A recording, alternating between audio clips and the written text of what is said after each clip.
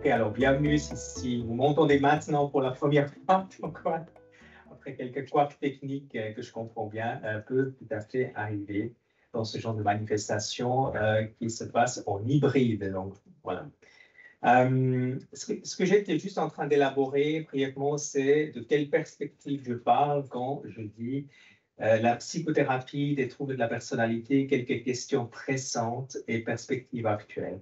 C'est dans une perspective légèrement en biais de, comment dire, on peut dire, de modèles avérés, de chemins tracés, peut-être aussi, on pourrait dire, de faiseurs d'opinion, hein, où on a quelque part parfois une politique de ce qui est prioritaire de manière générale, mais plutôt en écoutant un certain nombre, en regardant un certain nombre de données empiriques, et aussi en écoutant la voix des personnes concernées. En fait, je mettrais ça en dialectique. Hein. Je mettrais la recherche et la voix des personnes concernées en dialectique pour nous informer de quel est le chemin que le champ des troubles de la personnalité devrait prendre à l'avenir, selon ma perspective. Donc ça, c'est un premier point. Bien sûr, je m'intéresse à la psychothérapie. Donc, je ne suis pas psychodiagnosticien nécessairement, même si je sais poser du diagnostic. Je suis bien sûr un chercheur, mais je m'intéresse, comme ça a été noté, aux mécanismes de changement dans les psychothérapies. J'interroge les changements. Je, je veux savoir et observer les changements dans les séances et en dehors des séances que les patients reçoivent. Pour ça, je vais présenter un certain nombre d'études que j'avais menées qui sont basées sur beaucoup d'enregistrements. Donc, je vais également partager, même si ce ne sont pas des vrais patients, mais je vais également partager un certain nombre de documents, de vidéos, d'interactions en deuxième partie de conférence. Donc, j'ai prévu de couper ma structure de l'après-midi en deux. On pourra tout à fait faire plusieurs pauses, hein, mais je proposerai de faire une pause, de faire un premier bloc pour aborder les questions 1 jusqu'à 3, et ensuite de nous attarder aux illustrations cliniques, justement, avec les vidéos. C'est vrai que après avoir écouté pendant 1h30 ou 2 heures, peut-être c'est aussi le moment de parler un peu plus clinique. Hein, et j'imagine que vous êtes en première ligne en train de travailler avec ces patients et patientes et d'avoir quelques éclaircissements, comment on travaille, on pourrait travailler, et qu'est-ce qui est important, et comment illustrer ce que je viens d'élaborer, et je crois que c'est important. Donc, mais je vais le couper en deux, comme ça, c'est peut-être une structure assez simple finalement. Et dans la première partie, qui est plus académique, je vais m'attarder à 3 questions. La première question, c'est quel est l'impact de la psychothérapie sur le fonctionnement psychosocial chez les troubles de la personnalité. Donc, c'est l'angle que je vous propose de prendre cet après-midi. Ensuite, les points 2 et 3 seront abordés plus brièvement. Comment peut-on expliquer les effets de la psychothérapie des troubles de la personnalité et comment individualiser les traitements pour les troubles de la personnalité. Et je vais aussi parler un tout petit peu de la formation et comment je vois la formation devrait évoluer à travers les prochaines années. Et qui a déjà évolué, mais qui va encore évoluer plus. Est-ce que ça vous va? C'était pour ça que vous êtes venu ou est-ce que vous êtes dans la mauvaise salle? Également pour les gens en visio. Bon, ils peuvent partir sans beaucoup de bruit. C'est vrai, quand on est ici assis au milieu et puis on voulait plutôt entendre quelque chose sur l'autisme, là, il devrait faire du bruit. Et ça ne semble pas être le cas, donc je poursuis. Et puis, c'est effectivement le canal Saint-Martin que j'ai choisi comme guide de notre après-midi, qui est peut-être un symbole de Paris un peu plus intimiste, comme disait un collègue, que, par exemple, la Tour Eiffel. Donc, ma première question, quel est l'impact de la psychothérapie sur le fonctionnement psychosocial des troubles de la personnalité? Pourquoi j'ai choisi cet angle? Ben, il y a 2 éléments, il est hyper important, et puis je pense qu'il n'est pas assez travaillé. Cette question n'est pas, on n'a pas de réponse, mais je vais amener des réponses et je vais les construire petit à petit. Donc, je vais devoir commencer par parler de fonctionnement psychosocial. Qu'est-ce qu'on entend par fonctionnement psychosocial? Et peut-être vous avez vos propres définitions. C'est la manière comment, essentiellement sur deux plans, les personnes, vous et moi, nous fonctionnons dans nos environnements sociaux. Hein, à partir de nos capacités psychiques, ça peut être dans un premier environnement occupationnel, l'adaptation de l'individu à son contexte de travail, d'école, académique. Puis le deuxième, c'est un fonctionnement adéquat d'une personne au niveau de sa famille, de ses amis, de ses relations intimes et interpersonnelles de manière plus générale. En principe, on distingue les deux domaines quand on parle de fonctionnement psychosocial. Par contre, ça a l'air assez clair, je pense, mais quand on va vraiment dans cette littérature, il manque une définition consensuelle comme on le discute dans ce paper qui va sortir prochainement. Quelques éléments de définition supplémentaires. Donc, au lieu de parler psychosocial, plutôt dans le passé, dans les années 70-80, des auteurs comme Weissman ont parlé de fonctionnement social qui désignait les réactions de l'individu à son environnement et sa capacité à assumer son rôle dans cet environnement en matière de travail, activité sociale, relations à partenaires et famille. Donc, vous voyez que là, ces deux éléments sont assez mélangés, mais on comprend bien que c'est une première tentative de définition. Il y a d'autres éléments, effectivement, l'ajustement occupationnel, le degré d'ajustement de l'individu par rapport à l'occupation particulière. Donc, quelque part, le match, la coïncidence des capacités, des skills, des compétences, des intérêts personnels avec le poste que la personne occupe, les opportunités. Pourquoi tout ça c'est important? En fait, je le dis tout de suite, il y a une mouvance dans les troubles de la personnalité de considérer, par exemple chez Chris Hopwood et d'autres, là, les troubles de la personnalité comme des troubles interpersonnels. Il y a chez Wright et Hopwood 2020, 24, 25, 26, il y a plusieurs publications qui vont dans ce sens actuellement dans la littérature internationale qui disent en fait le trouble de la personnalité ne devrait plus être appelé trouble de la personnalité parce que la personnalité, elle va très bien. Les gens fonctionnent plutôt bien, ils s'adaptent plus ou moins bien, mais en fait, ce qui fait défaut, c'est leur interaction et dans la sphère interpersonnelle. C'est ça qui est le plus difficile. En fait, ce qui est intéressant, Lorna Benjamin, dans les années 70, c'est une chercheuse et psychothérapeute éminente des États-Unis. Elle a développé une méthode d'analyse et de description des comportements sociaux. Ça s'appelle Social Behavior Analysis System, SASB. Je me suis trompé dans la position de SASB, l'abréviation de l'outil, qui est devenu un outil clinique et de recherche hyper intéressante pour décrire les comportements qu'on voit en clinique. Donc, je vous invite aussi à regarder dans cette littérature. Mais effectivement, ça fait 50 ans que Benjamin en a parlé, Rainer Sachse, et puis c'est vrai que vous m'avez aussi demandé d'évoquer la tradition allemande depuis les années 1980, excusez-moi, 80. J'aurais dû dire 70 et puis 80, 1980. En Allemagne, Rainer Sachse, à partir d'une approche intégrative mêlant l'aspect expérientiel et interpersonnel, il parlait déjà à cette époque-là des troubles de la personnalité comme des troubles de l'interaction. Et puis, c'est vrai, comme c'est souvent le cas en psychologie et en psychiatrie, quelques trentaines d'années après, il y a d'autres auteurs qui refont un peu la roue, mais parfois c'est un peu rageant, parfois c'est tant mieux parce que ça veut dire qu'il y a peut-être une certaine vérité dans des concepts si on peut y revenir. J'ai effectivement mis ici, copié ici la petite définition en anglais originale de la CIM 11 qui est écrit, je pense, dans cet esprit d'un trouble de l'interaction où l'aspect interpersonnel est au premier plan. Je ne vais pas le lire en anglais, mais comment l'interpréter comme je le comprends. Donc, en fait, on comprend tout de suite qu'il y a effectivement un fonctionnement qui est déficitaire chez le trouble de la personnalité, avec un impact considérable au niveau personnel et social. Et puis, les manifestations centrales des troubles de la personnalité comprennent deux éléments: impact sur le soi, des éléments d'identité, capacité d'autodirection et capacité de se sentir, avoir un estime de soi, ou interpersonnel, justement.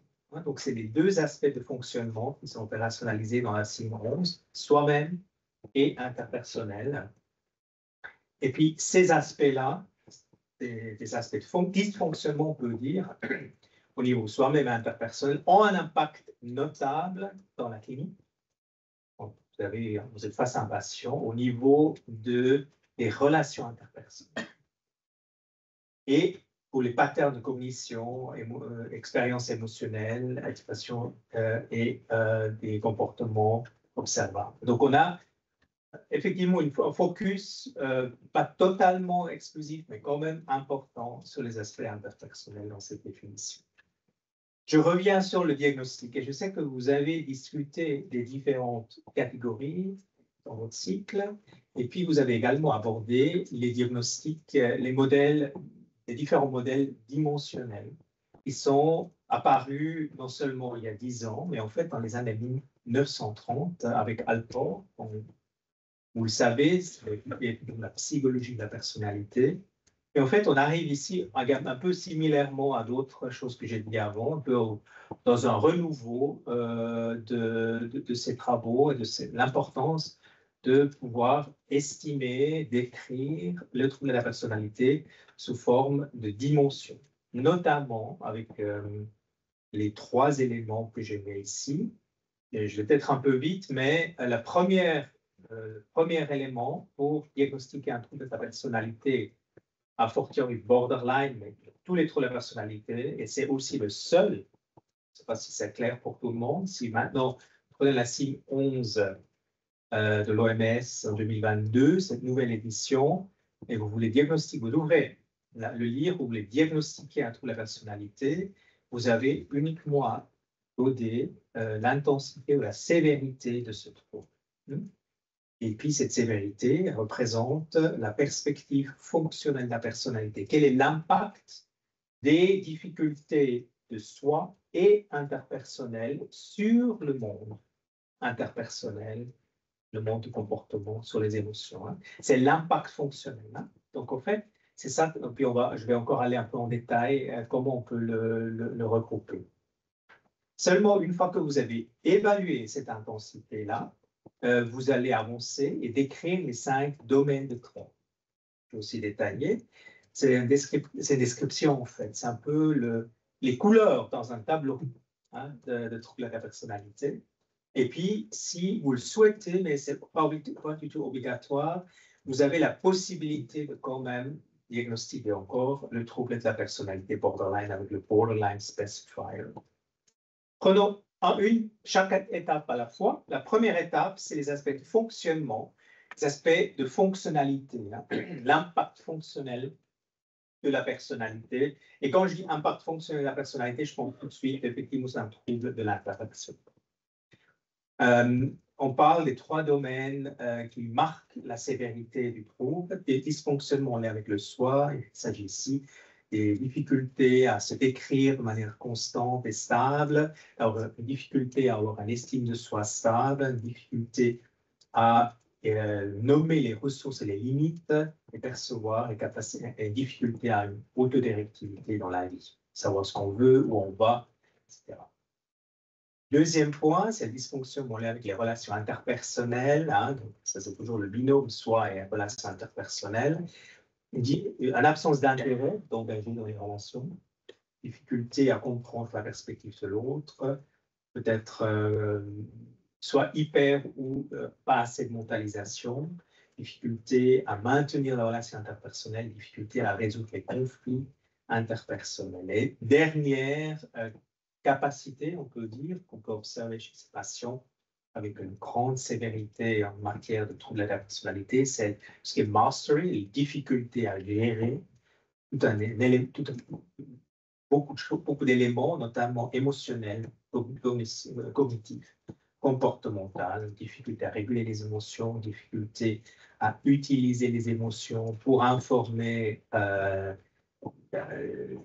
les évaluations, donc savoir ce qu'on pense de quelque chose, un événement, et puis finalement de décrire et de répondre de manière adéquate dans des situations.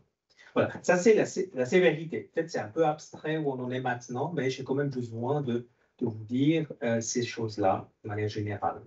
Quand on est en clinique, vous avez une dimension, vous avez surtout besoin de savoir est-ce que ce patient a un trouble de la personnalité ou pas.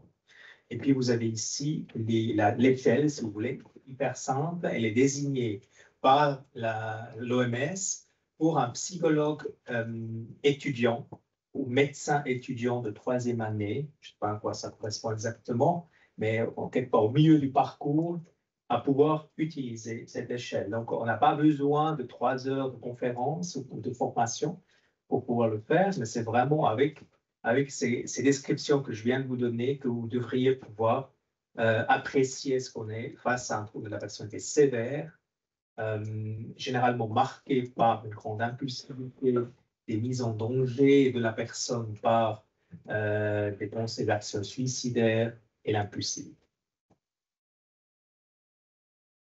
Est-ce que c'est plutôt une sévérité modérée où il y a aussi ces éléments qui sont présents mais sans action et peut-être des problèmes identitaires, difficultés de régulation émotionnelle, ou est-ce qu'on est plutôt dans l'ordre d'un trouble de personnalité de sévérité faible, malgré tout encore cliniquement pertinent, où il y a tous ces éléments qui sont présents sans être vraiment interférents beaucoup avec le fonctionnement. Hein? C'est ça qui est toujours la question. Et puis, ou bien on est dans un niveau sous-seuil avec une difficulté de personnalité. OK, ça c'est le premier domaine, c'est ces aspects de fonctionnement et la sévérité. Et je pense que c'est un vrai plus, c'est pour ça que j'insiste, et je crois que vous l'avez entendu déjà 3 fois, mais je ne pouvais pas ne pas le mentionner aujourd'hui.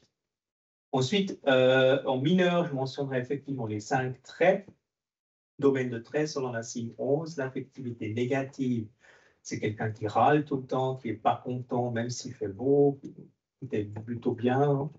Détachement, ça concerne le détachement personnel, c'est-à-dire interpersonnel, mais aussi par rapport à ses émotions soi-même. La désinhibition, le manque de contrôle sur ses impulsions. La dissocialité, la tendance à initier des conflits et d'être agressif, par exemple.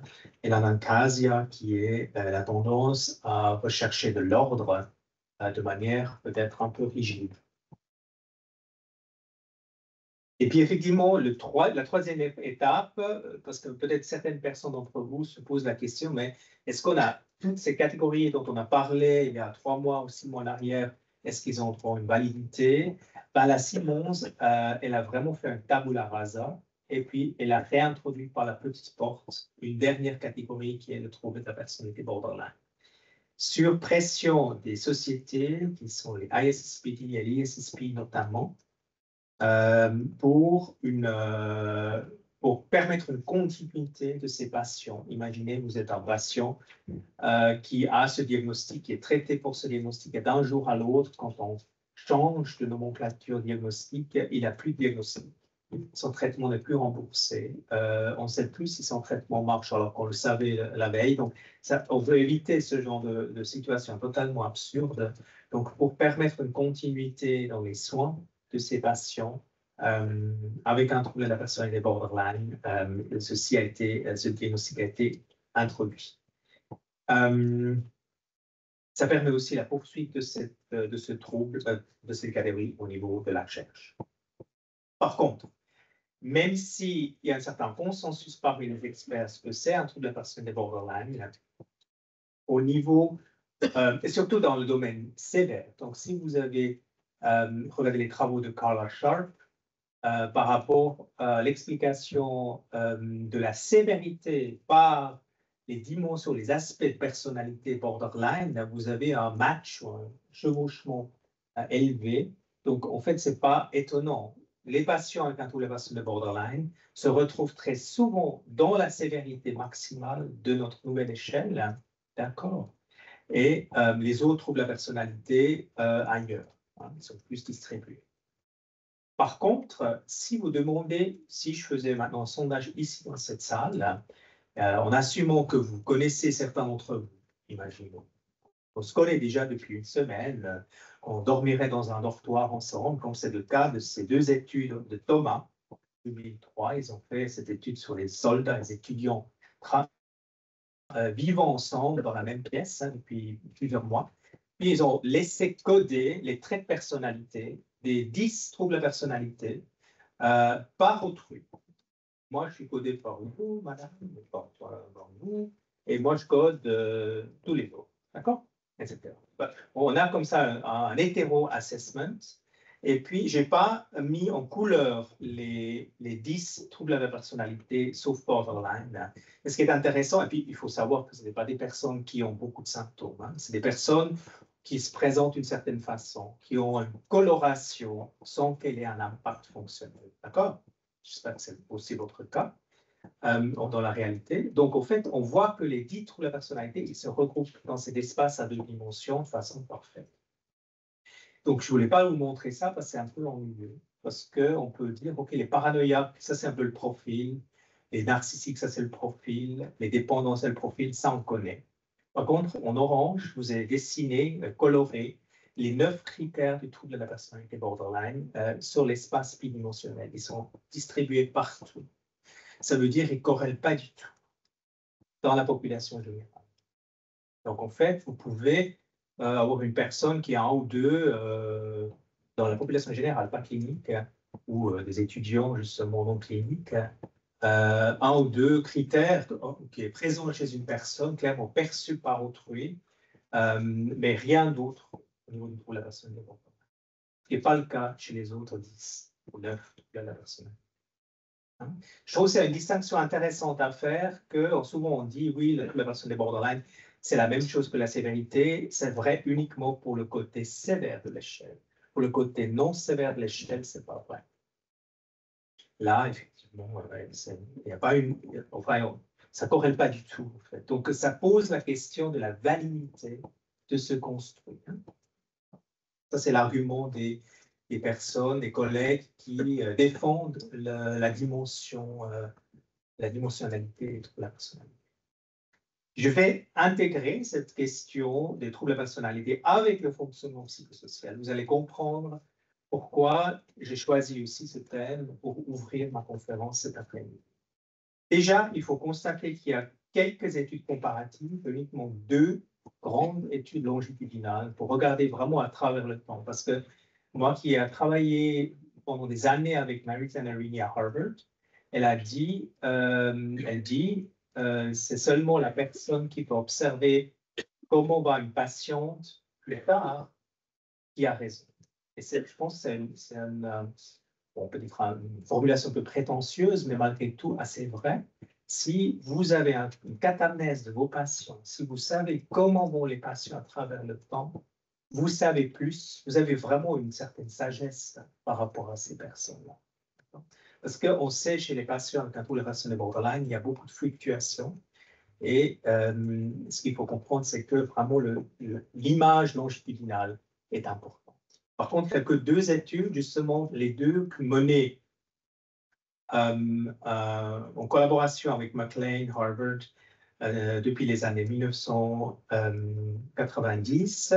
Premier, le CLIPS Study, c'est Gunderson et collaborateurs. La deuxième, justement, le McLean Study of Adult Development de Zanarini. La première étude, elle a recruté les troubles de la personnalité borderline en comparaison à d'autres troubles de la personnalité et la dépression à travers 10 ans de follow-up. Et puis la deuxième, elle a recruté plus que 250 patients hospitalisés avec un trouble de la personnalité borderline à travers 24 ans de follow-up.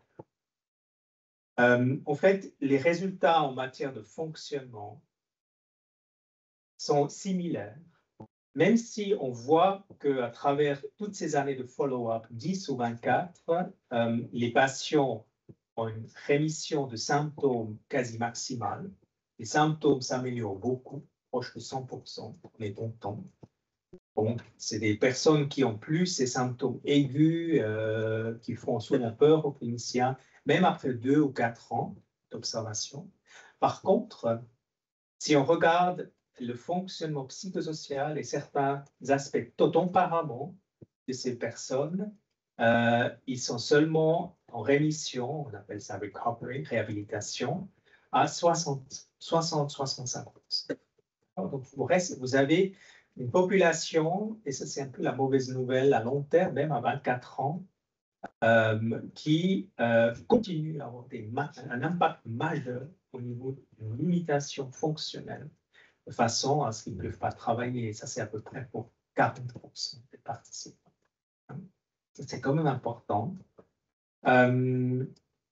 Et puis, c'est avant tout la performance insatisfaisante au niveau du travail et l'école, parmi les deux éléments, qui est déficitaire chez la plupart de ces patients atteints de troubles de la personnalité borderline. On va aller un peu dans le détail. Pour le fonctionnement psychosocial, il y a 2 ou 3 études spécifiquement qui viennent du dataset MSAD. 10 ans de follow-up, les patients, regardons un peu à travers l'argent, la prisme de l'argent. Combien le système, vous savez que je viens de la Suisse, donc on s'inquiète beaucoup de l'argent, parce que c'est la même chose en France, mais voilà, c'est un sujet très populaire et chaud, généralement. Donc, combien le système de sécurité doit dépenser pour ces gens, ces patients, à travers 24 ans, à travers 10 ans, ils donc reçoivent des paiements de sécurité sociale. Ça, c'est le système américain, hein, donc c'est pas la même chose en France ou en Suisse. Des conditions particulières pour obtenir ce genre de soutien. En Suisse, c'est une rente AI, rente bas la sécurité sociale, qui marque l'incapacité de travail qui peut être temporaire. Effectivement, 40 à 43% de patients continuent à recevoir à travers 10 ans ce genre de paiement, mais il est aussi vrai, quand on regarde au niveau individuel, il y a beaucoup de fluctuations à l'intérieur de ce groupe. 43% ont pu se débarrasser de ces paiements, souvent des patients jeunes qui ont réussi à décrocher une carrière et ont pu travailler et gagner leur vie. Et par contre, 43 à nouveau ont dû se mettre en arrêt pendant les 10 ans de follow. D'accord?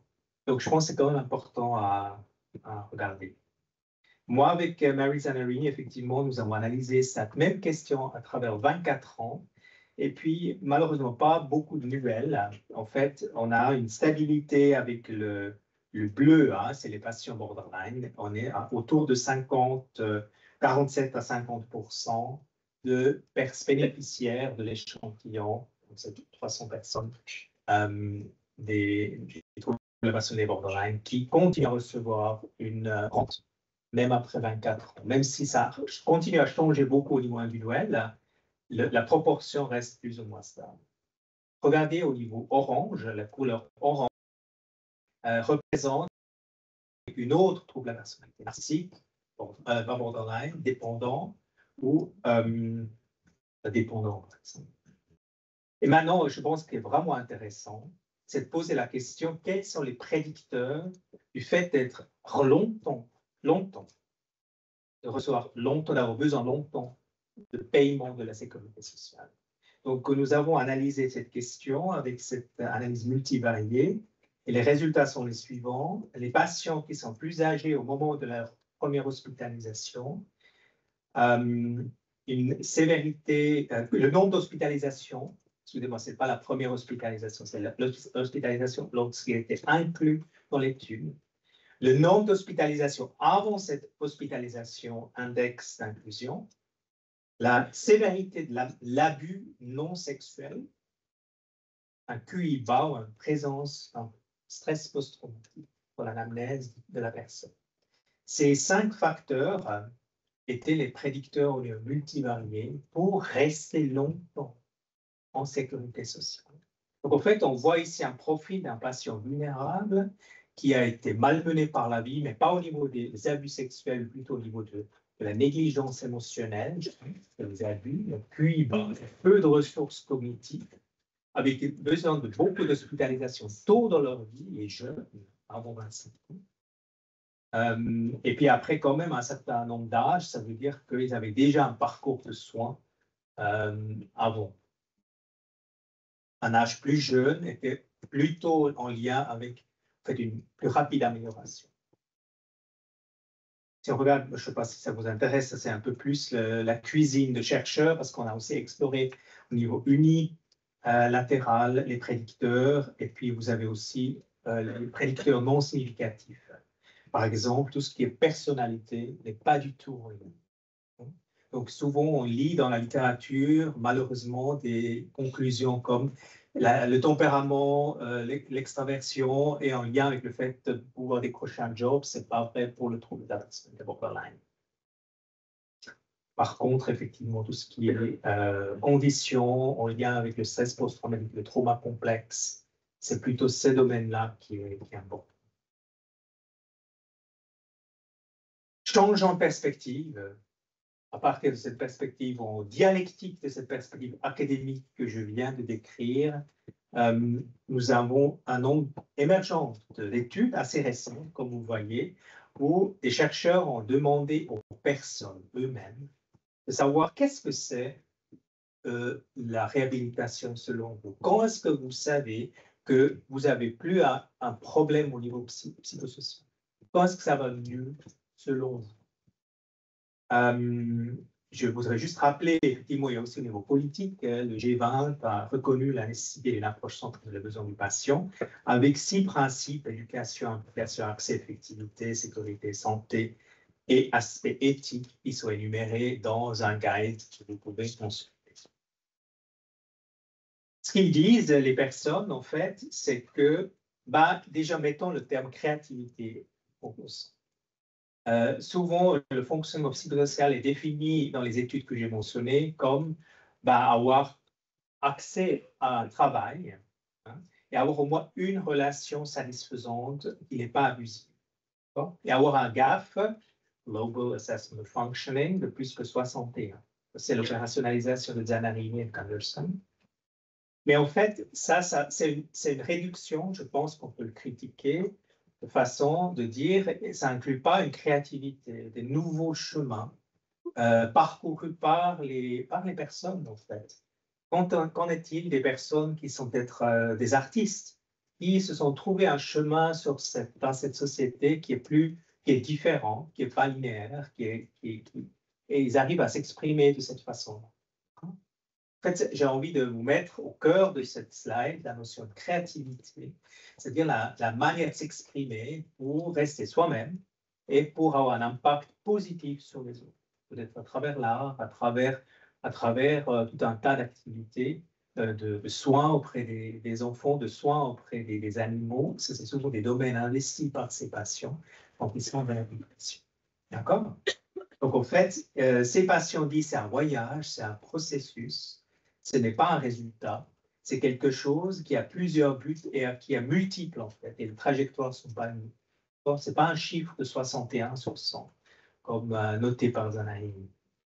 C'est une vie satisfaisante, pleine d'espoir, en faisant une contribution. Cette notion de contribution, je crois, est importante au niveau subjectif, que les patients, et je connais plusieurs, en termes de leur processus psychothérapeutique, arrivent à dire: je ne suis pas comme les autres, mais je fais maintenant une contribution à la société, à ma manière. D'accord?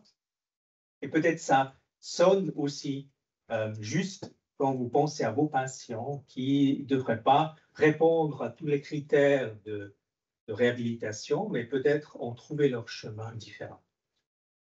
3 thèmes sont importants sur une étude qualitative de Bryn Grenier: aimer soi-même et les autres, faire une contribution justement à la société, avoir un rôle, une certaine stabilité dans le vie quotidien, un cadre.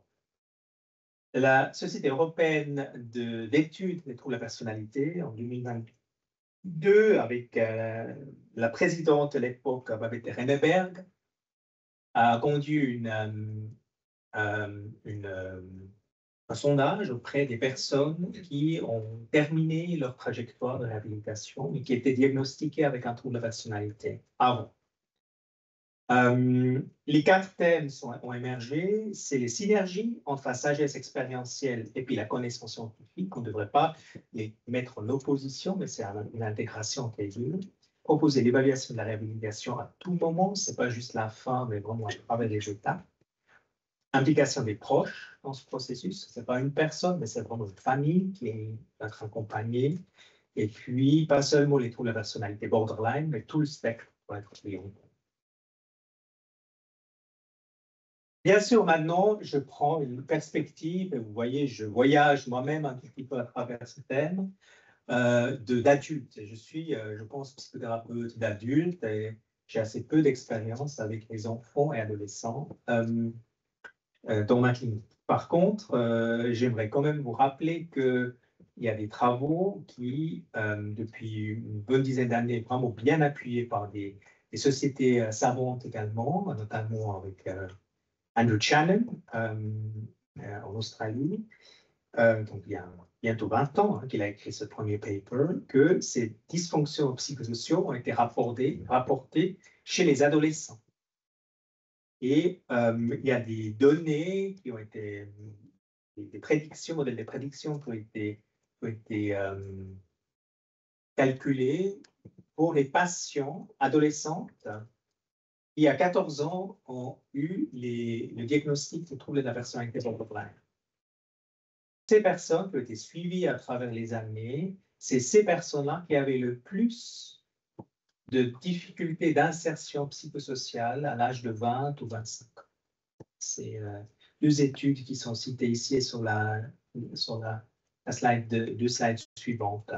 Ce que ça veut dire pour nous, c'est que c'est comme s'il y a une fenêtre d'opportunité chez les adolescents de rester sur un bon chemin, rester non symptomatique ou sous-symptomatique, si j'ose dire, pour pouvoir ensuite utiliser tout son potentiel, ou le maximum de son potentiel, pour vraiment s'insérer au niveau social et professionnel. Donc, il y a quelque chose là d'une période critique et aujourd'hui, on est très conscient de ça. On a aussi observé très tôt que ces patients-là sont des personnes qui changent plus souvent d'école et puis qui ont des difficultés au niveau non seulement d'ajustement psychosocial, mais aussi sexuel et des compétences sociales. Donc, ça va ensemble. Dans une étude que j'avais menée sur un échantillon d'adolescents entre 14 et 18 aux États-Unis, avec Zanerini en 2017, nous avons comparé des patientes et patients avec un trouble de la personnalité borderline avec des personnes matchées au niveau de l'âge et sexe. Et puis en fait, ce qu'on a trouvé, c'est qu'en conduisant des entretiens semi-structurés et approfondis sur le fonctionnement psychosocial de cette population adolescente, qu'il y a quelques éléments de ressources chez ces patients, mais aussi passablement de problèmes psychosociaux, notamment. Ces patients rapportent une moins bonne relation avec leur père et mère. Par contre, pas de différence par rapport aux relations avec les amis, c'est une ressource. C'est des patients qui ont souvent des bons liens avec leurs peers. Par contre, c'est des patients qui font du dating, c'est-à-dire voient des copains, petits amis plus tôt et plus souvent que les personnes sans diagnostic. Mais aussi, c'est des personnes, en revanche, qui passent beaucoup plus de temps seules que les non-patients. Au niveau du travail, c'est des personnes qui ont plus de difficultés au travail ou à l'école et puis qui répètent beaucoup plus, n'est-ce pas, les classes, qui sont renvoyées de l'école beaucoup plus souvent ou ils doivent même quitter l'école à un moment donné et ne sont pas du tout impliqués dans les participations à la communauté. Ces constats et d'autres ont amené Andrew Channen et d'autres à demander de prévenir et de développer des stratégies d'intervention précoce. C'est aussi le thème du congrès 2026 qui aura lieu à Lausanne de la Société européenne des troubles de la personnalité, s'interroger de ces nouvelles stratégies de prévention et d'intervention précoce en collaboration avec les usagers et les familles.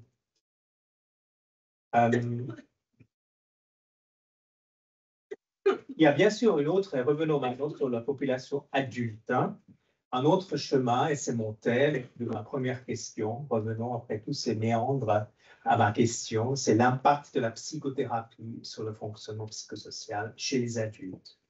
Donc, vous avez des personnes qui viennent en psychothérapie, ils ont à la fois un trouble de la personnalité diagnostiqué et à la fois des difficultés psychosociaux. J'aimerais noter aussi, pour être totalement clair, que pas toutes les personnes avec ce diagnostic ont des difficultés psychosociaux. Hein.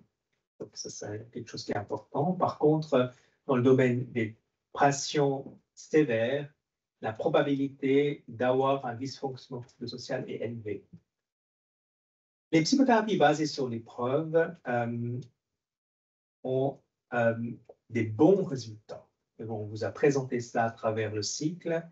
Il y a plusieurs modèles qui sont actuellement utilisés qui réduisent bien les symptômes à travers différentes temporalités. Souvent, c'est une année de traitement, mais on a aussi récemment appris, à travers l'étude de McMahon, par exemple, que la thérapie comportementale dialectique peut aussi être proposée à travers 6 mois avec des résultats comparables, notamment au sujet de la réduction des automutilations.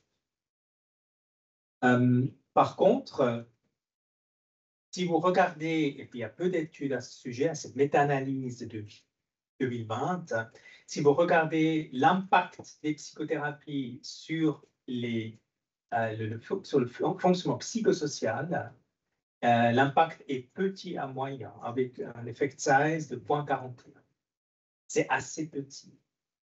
Bon, je suis déjà content d'avoir trouvé cette seule méta-analyse par rapport à ma question, donc je peux quand même répondre pour vous donner quelque chose, mais je dois aussi être extrêmement prudent parce qu'il n'y a que quelques études, une bonne dizaine dans cette méta-analyse, et puis ça manque vraiment de données structurées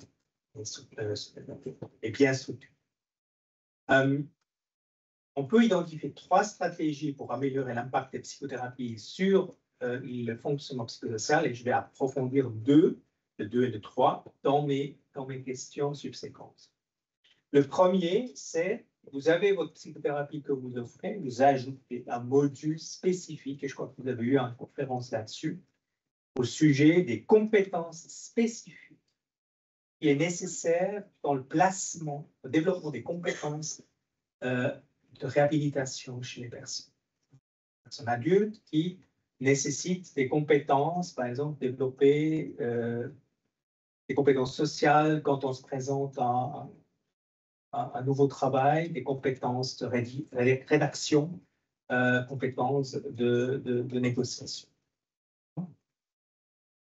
Par exemple, le programme ici de Feigenbaum est décrit qui a des bons résultats empiriques, qui est un ajout à la thérapie comportementale dialectique, qui a aussi été présenté ici.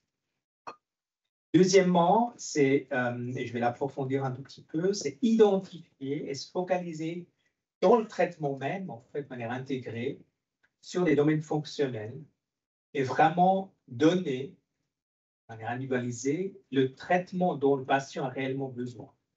C'est-à-dire éviter, on travaille tous en clinique, peut-être dans certains programmes ou en dehors des programmes, mais savoir exactement quel est le domaine fonctionnel qui impacte le plus les aspects psychosociaux et puis travailler sur ce domaine-là en priorité.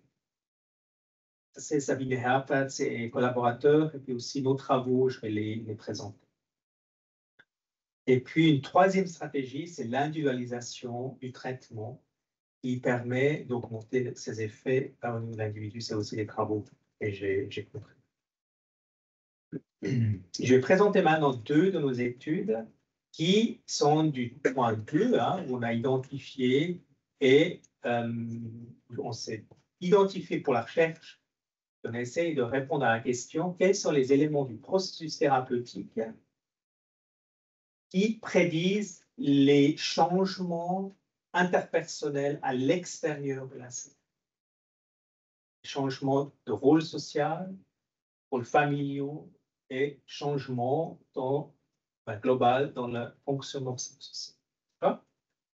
La première étude est une étude randomisée contrôlée qu'on a conduite à Lausanne dans les années, il y a à peu près 10 ans, on a publié en 2016, où on s'est intéressé à, dans un contexte de polyclinique publique, hein, à l'impact de la thérapie comportementale dialectique en comparaison à Waitlist par rapport à deux types de colère.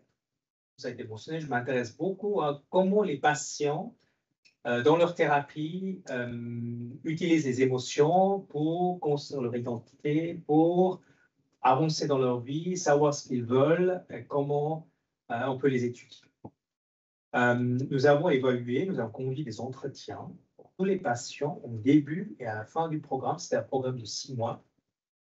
Et ces entretiens étaient au sujet de leur vie en général. On a des psychodynamiques de recherche qui étaient enregistrées et transcrites. Donc ça, c'était conduit pour tous les patients qui étaient dans le groupe TCD, thérapie comportementale dialectique, ou l'ISAP. Pour ceux qui attendaient, bien sûr, on n'attendait pas de changement du tout parce qu'ils attendaient recevoir le traitement plus tard. Mais pour ceux qui recevaient la thérapie comportementale dialectique, en fait, on avait imaginé plutôt la réduction d'une forme de colère, hein, on s'appelle justement deux formes de colère, et une stabilité dans l'autre. En fait, l'hypothèse était la colère assertive versus la colère rejetante, différenciée à travers le temps dans un des deux groupes, celui de la TCD, et pas dans l'autre.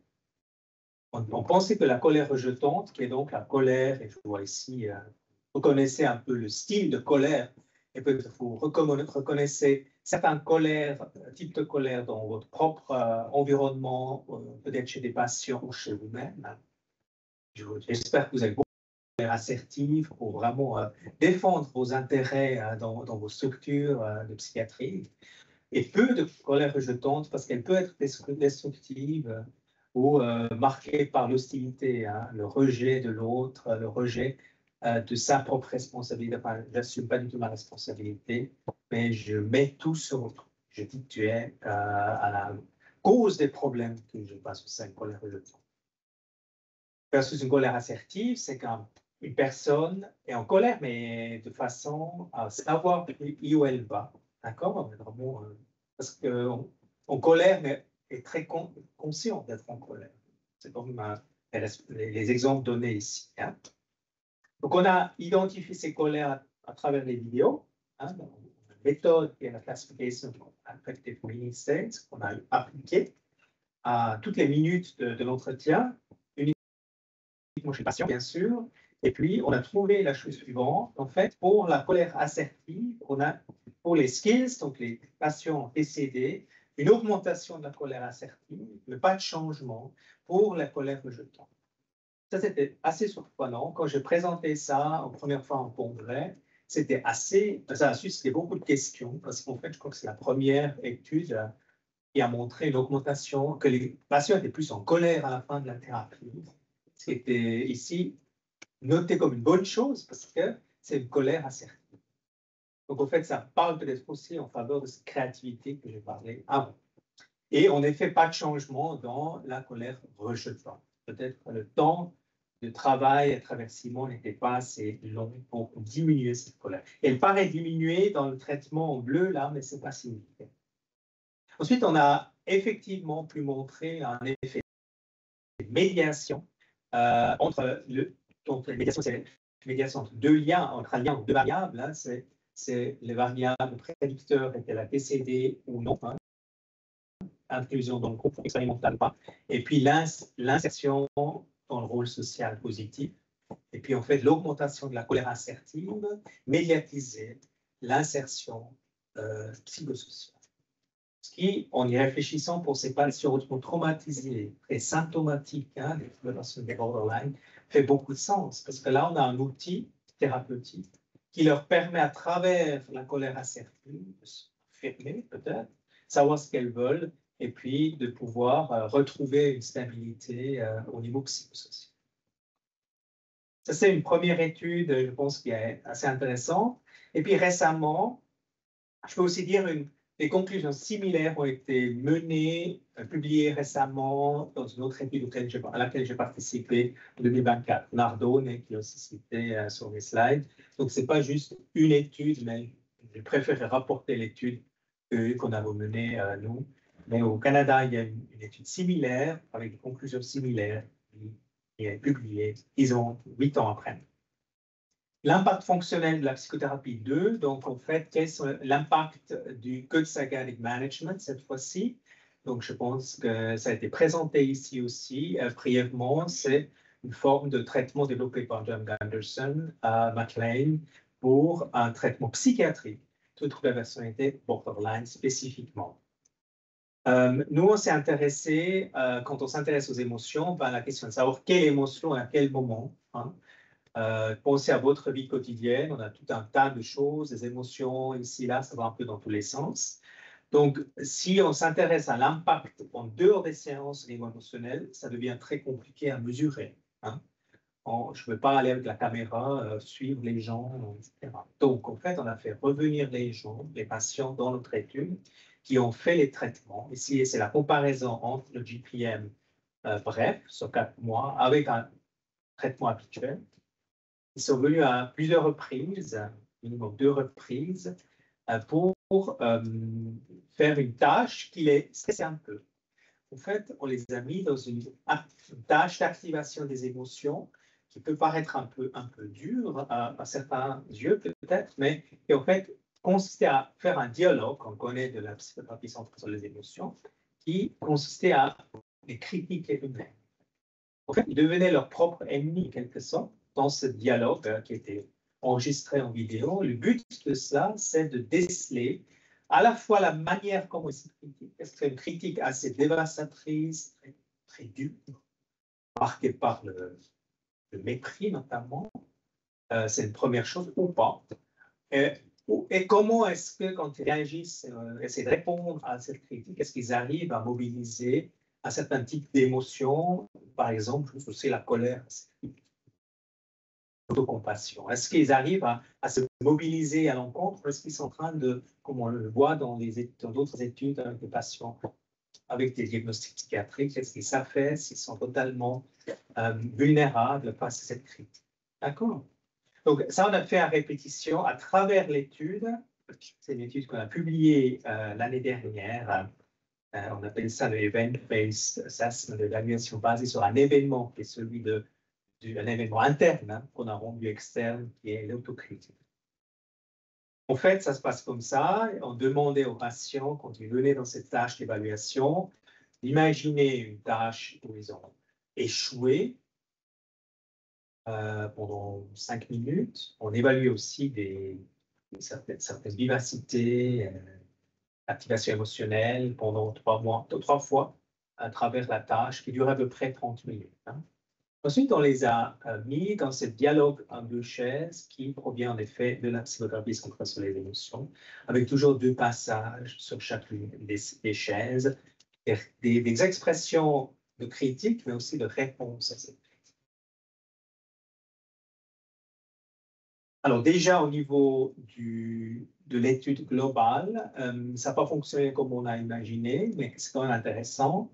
C'est publié dans BMC Psychiatry en 2024. Nous n'avons pas trouvé de différence entre les 2 traitements.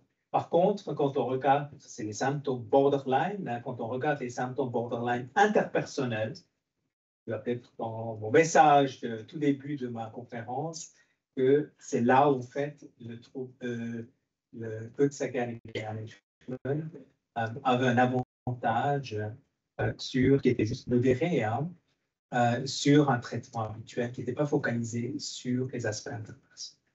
Donc ça, c'est juste pour vous placer le résultat général de cette étude. Donc en fait, l'hypothèse qu'on s'est posée là, c'est est-ce qu'on voulait savoir si l'accès des personnes, pendant qu'ils étaient en train de faire leurs tâches de critique ou d'autocritique, de réponse émotionnelle, est-ce que cette réponse changeait à travers le temps, est devenue de plus en plus profonde, de plus en plus utile et adaptative. Et puis on a fait effectivement l'hypothèse que chez les patients qui reçoivent le traitement GPM, c'était plus le cas, et cet effet-là qui était responsable de médiatiser l'effet de la réduction des symptômes interpersonnels chez le trouble de la personnalité borderline. Et donc, on a utilisé ce modèle d'approfondissement émotionnel et on a pu montrer effectivement, c'est l'hypothèse, qu'il y a un changement de mois 0 à 2, donc en 2 mois, il y a un effet de passation entre plus de peur et de honte vers quelque chose de plus de conscience qui a un besoin qui est présent en dessous de cette honte. Donc, il y a un changement qui est présent. Et ce changement est plus marqué, c'est un effet grand, chez les patients qui ont reçu le traitement. Vous voyez, ça a taille d'effet de 89. Ensuite, l'hypothèse de médiation, l'effet direct, bien sûr, il est confirmé. Là aussi, les charts que je vous ai montrés. Et puis également, l'effet de médiation a été montré ici. Nous avons montré que ce qu'on appelle la transformation émotionnelle, le changement en profondeur des émotions, dans le groupe GPM, médiatisait l'effet du traitement au niveau de fonctionnement interpersonnel des patients avec la trouble de personnalité. Donc, en fait, c'est en dehors des séances de thérapie, les personnes arrivent à mieux répondre à leurs critiques internes et c'est cette capacité de résilience améliorée grâce au traitement GPM qui va expliquer une meilleure psychosociale.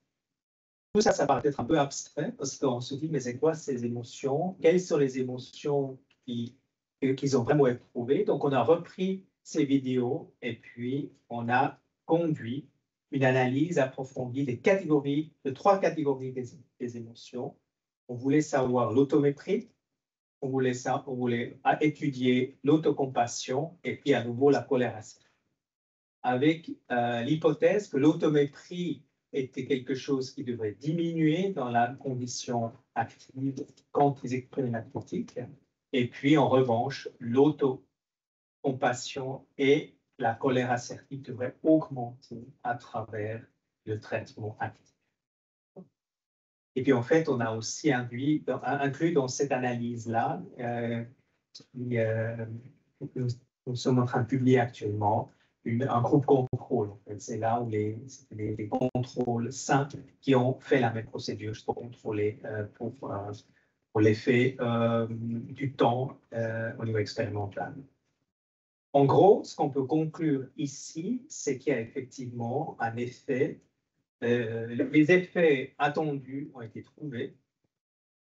Et puis, par exemple, l'automéprie, bon, je peux aller un peu dans les détails de ces données. On peut observer que si on compare les patients au contrôle, bon, on voit déjà qu'à travers les 2 temps de traitement, il y a une diminution de l'automépris.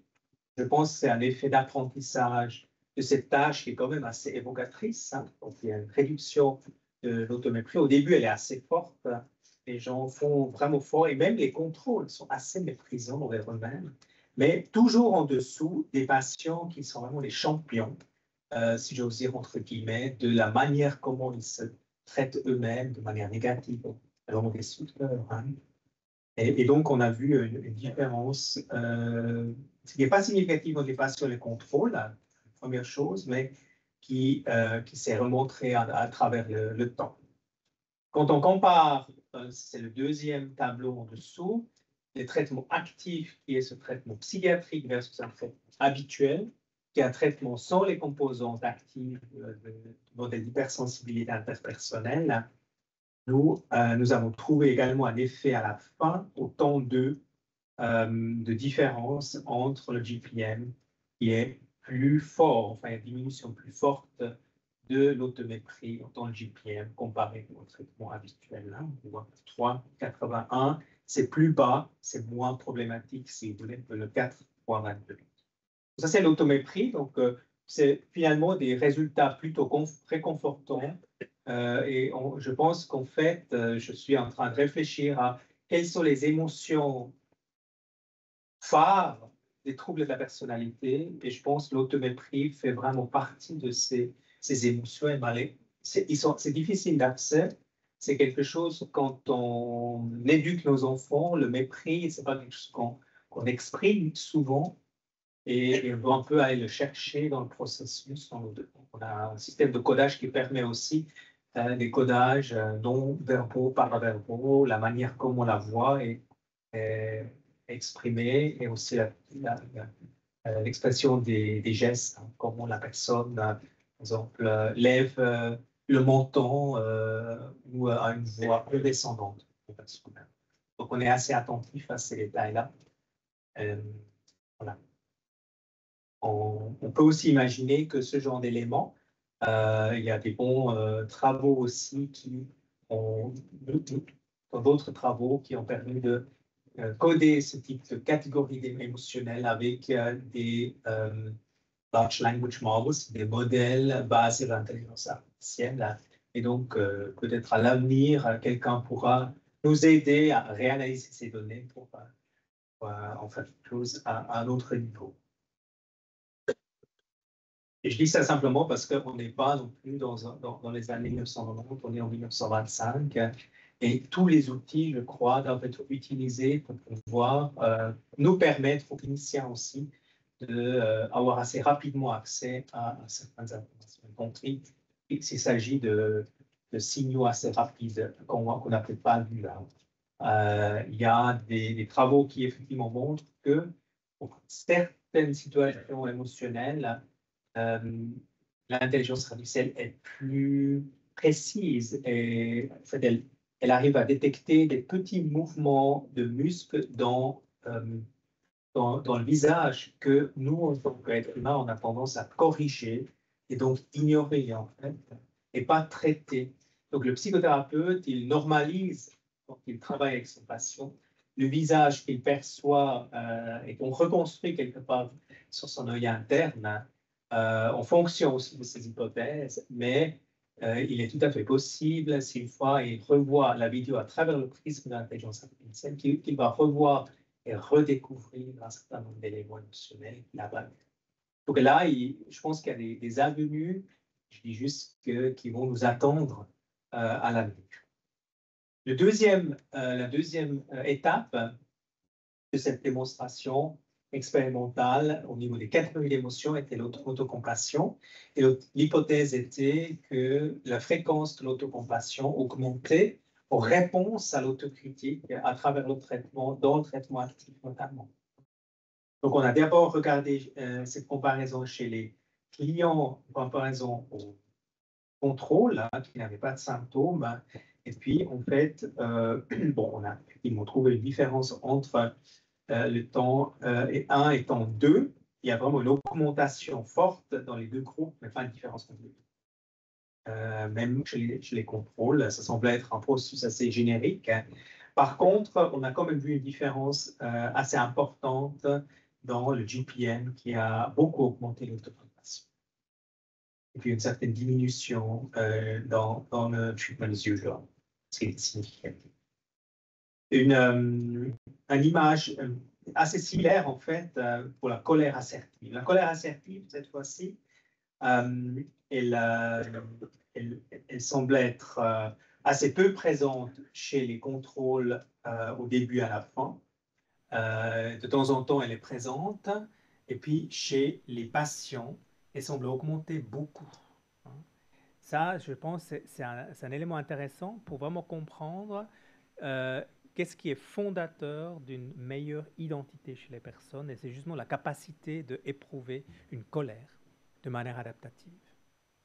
C'est pouvoir se mettre en colère sans menacer quelqu'un d'autre.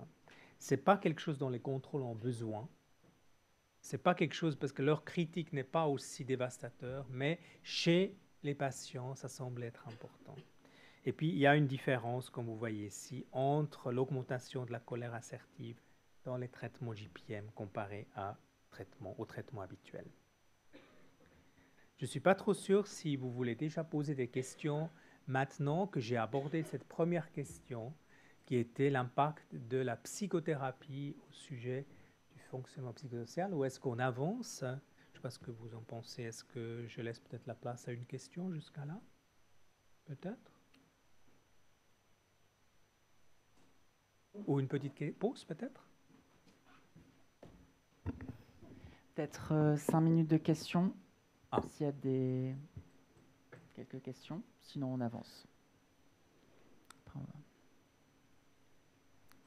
J'avais une simple question sur les hypothèses que vous avez formulées sur la colère assertive et l'autocritique. D'où est-ce qu'elles venaient à la base?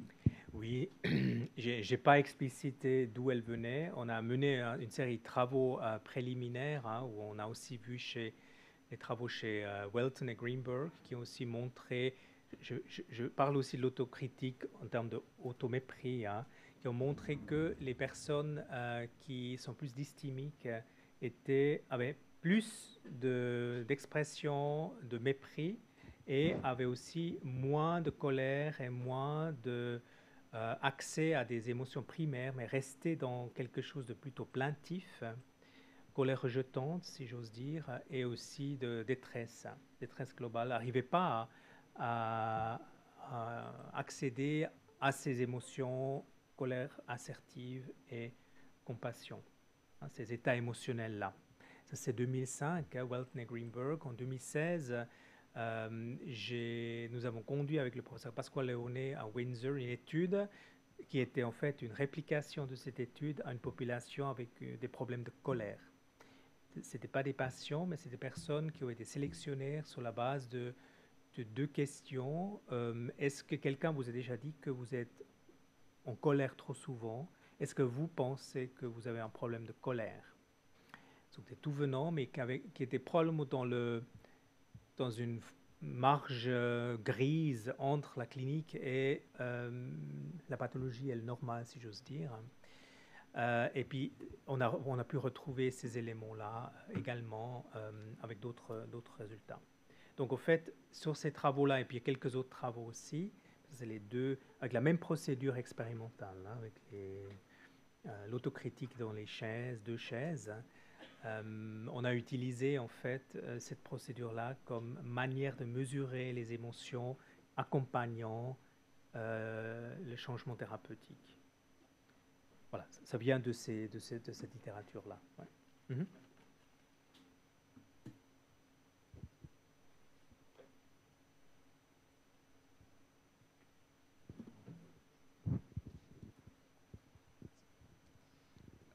Ma question, c'était en quoi l'introduction de l'autocritique, ça permettait à ces patients de ensuite réduire leurs symptômes psychosociaux dans leur vie de tous les jours. Mm-hmm. Quels sont les mécanismes Mm-hmm. qui font passer de l'un à l'autre? Mm-hmm. Le mécanisme, ce que je comprends de nos données, hein, c'est essentiellement émotionnel, donc la capacité à accéder à certains types d'émotions, et puis la dualité entre l'autocompassion, pouvoir se mettre quelque part, se protéger, savoir ce qu'on veut, et aussi dans certaines situations, se donner ce dont on a besoin et ce qu'on n'a jamais réussi à avoir en fait. Ça, c'est l'autocompassion. Donc vraiment cette idée d'avoir une certaine conscience de ce qui est utile pour moi en tant que personne, en tant qu'humain. N'oubliez pas que c'est des personnes dont la plupart ont subi des traumatismes, des interactions difficiles à travers leur développement. Et le fait de pouvoir avoir une conscience du corps et de certaines émotions est assez compliqué. Et tout traitement, jusqu'à un certain point, hein, je pense, augmente cette fonction-là.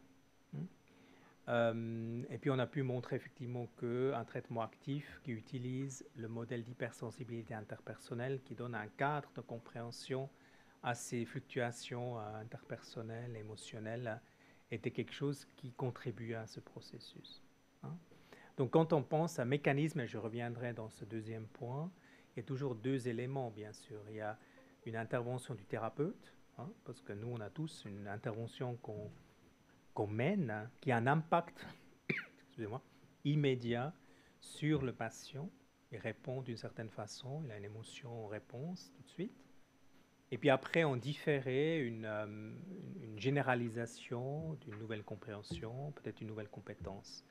Et c'est ça qui nous intéressera à terme parce que on s'intéresse bien sûr à l'interaction dans la séance, mais on veut de manière finale comprendre quel est l'impact à long terme de ce qu'on est en train de faire avec nos patients. Donc, je pense que ça, c'est ma réponse partielle, parce qu'il y a encore d'autres éléments sur les mécanismes qui vont arriver dans la section suivante. Ça va pour vous? Ça, c'était sur oui. l'autocompassion? Oui. Et sur l'autocritique? Alors, l'autocritique, c'est juste le contexte. Donc, je devais avoir un événement. On aurait pu prendre un événement comme une difficulté d'attachement avec un proche. On aurait pu prendre un événement différent, quelque chose qui nous paraissait pertinent. L'autocritique est suffisamment présente chez tout le monde, qui affecte notre image de nous-mêmes. Et ça va toujours nous affecter d'une certaine façon. Donc, j'ai choisi ça quand j'ai conceptualisé l'étude pour pouvoir évoquer une émotion. En fait, c'était le point d'entrée, l'événement que je sélectionnais pour évoquer l'émotion. Ça fait plus de sens. Mais c'est vrai que je n'ai pas répondu pour la colère assertive, mais c'est la même histoire. La colère assertive permet de exprimer et de maintenir une limite, finalement, de dire aussi, là, il y a quelque chose qui m'appartient et quelque chose qui appartient pas à moi, mais aussi de pouvoir avoir un effet positif sur les autres, un effet positif sur les relations interpersonnelles. Ça va? Oui. Okay. Peut-être j'avance ou est-ce qu'il y a d'autres questions? Oui, encore une? Oui, bien sûr. Attends.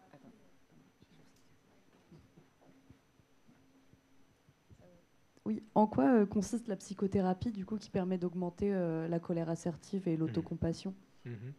Alors, dans cette étude, c'était le Good Psychiatric Management, mais je pense qu'on peut partir de l'idée, ça c'est une hypothèse, surtout qu'on a des hypothèses, enfin, on a des études qui montrent que c'est le cas dans d'autres formes de thérapie, notamment la thérapie comportementale dialectique, et dans d'autres aussi.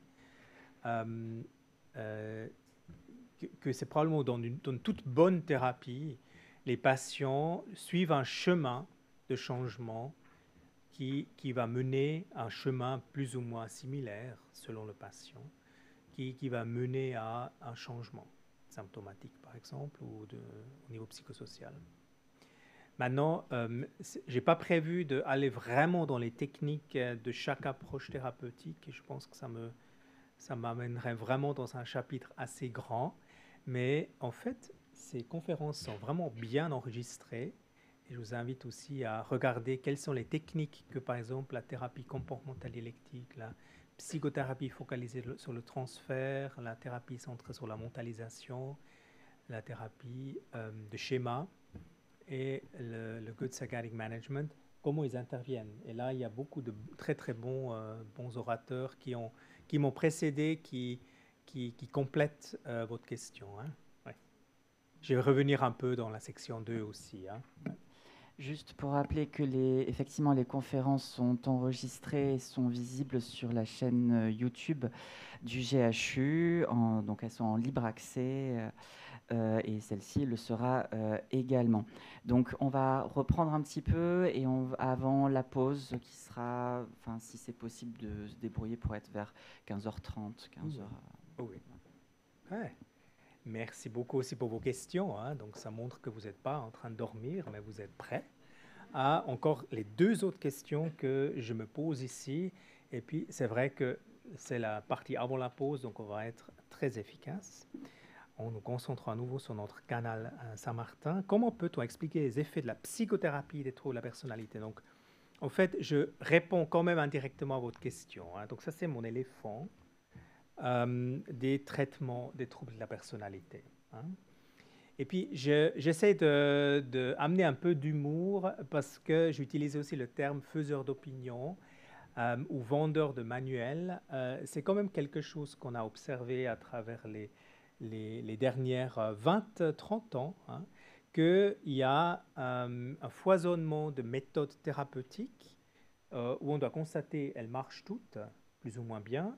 Elles marchent aussi pas, et toutes ne marchent pas parfaitement, je pense qu'il faut le dire. Il n'y a aucune qui est vraiment supérieure à l'autre.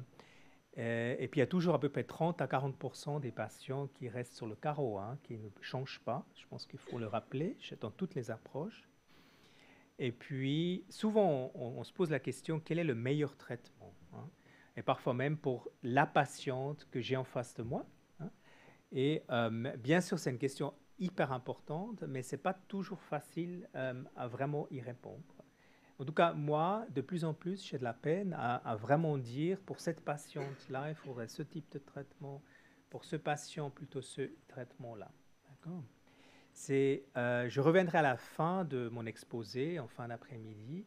Je pense que ça tient beaucoup plus à certains éléments de capacité interpersonnelle du thérapeute, en fait. Est-ce qu'une personne va répondre à ce thérapeute qui utilise telle méthode, plutôt qu'à la méthode elle-même, en fait, hein. Donc, Wampold, il a clairement dit en 2022, et vous savez, c'est un chercheur en psychothérapie éminent, mais qui est parfois, voilà, qui dit les choses un peu cash, de façon un peu provoquant, et dit clairement les effets de la psychothérapie attribués aux écoles thérapeutiques sont surestimés. En fait, ce qui est sous-estimé, c'est l'effet du psychothérapeute lui-même ou elle-même, hein.